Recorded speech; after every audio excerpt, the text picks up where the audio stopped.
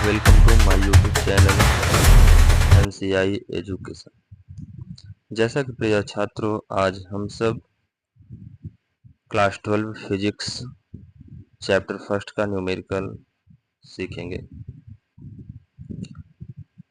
पहला न्यूमेरिकल दिया हुआ है प्रिय छात्रों, दो धन आयनों में प्रत्येक का आवेश Q तथा परस्पर d दूरी पर स्थित है। प्रत्येक आयन पर हटाए गए इलेक्ट्रॉनों की संख्या क्या होगी यदि आयनों के मध्य प्रतिकर्षण बल F क्रियाशील है।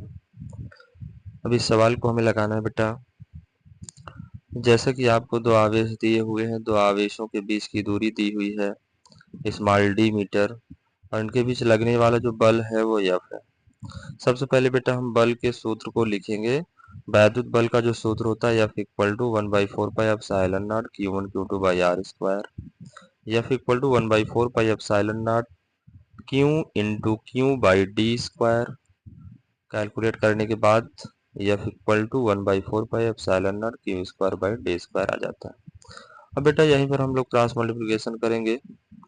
क्रॉस मल्टीप्लिकेशन करने के बाद F into 4πε0 D square equal to Q square और फिर क्यू स्क्वायर इक्वल टू निकालेंगे 4πε0 एफ डी स्क्वायर।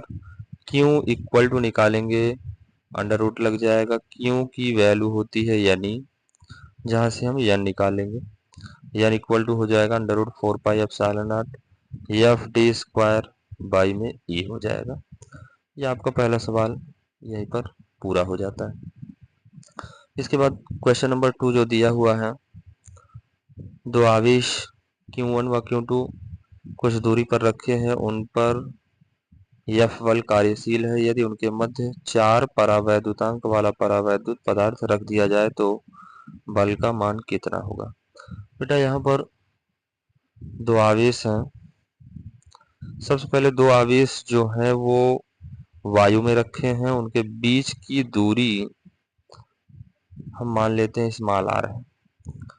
तो जब दो आवेश वायु में रखे होते हैं तो जो उनके बीच लगने वाला बल होता है उसको हम लोग बोलते हैं F air. F air equal to 1/4πε0 Q1 into Q2 by R square. F air की वैल्यू F दिया है, इसको इक्वेशन फर्स्ट मान लेते हैं।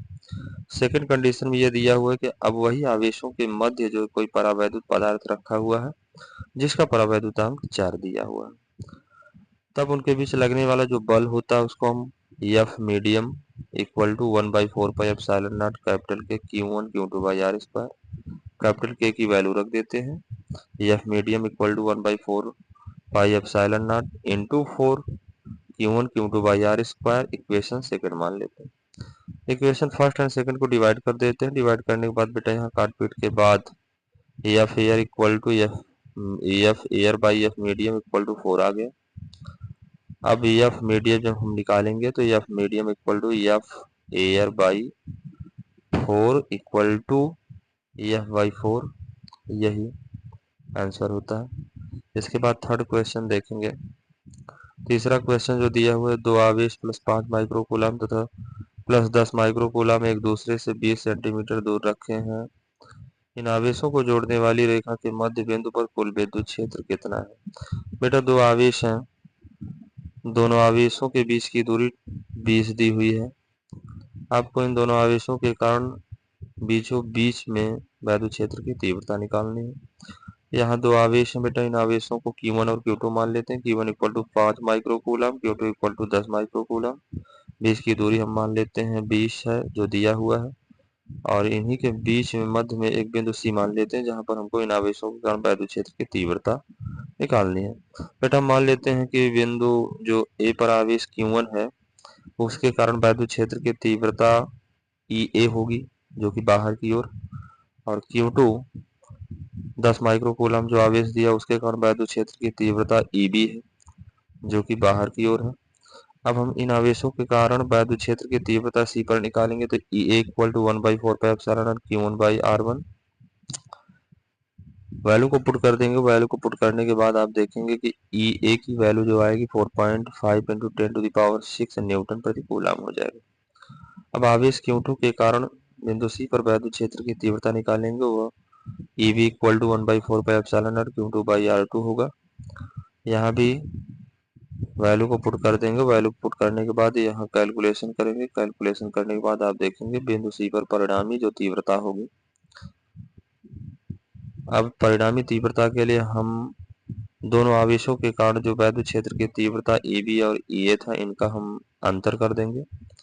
अंतर करने के बाद आप देखेंगे परिणामी तीव्रता आएगी 4.5 इंटू 10⁶ न्यूटन प्रति कूलम।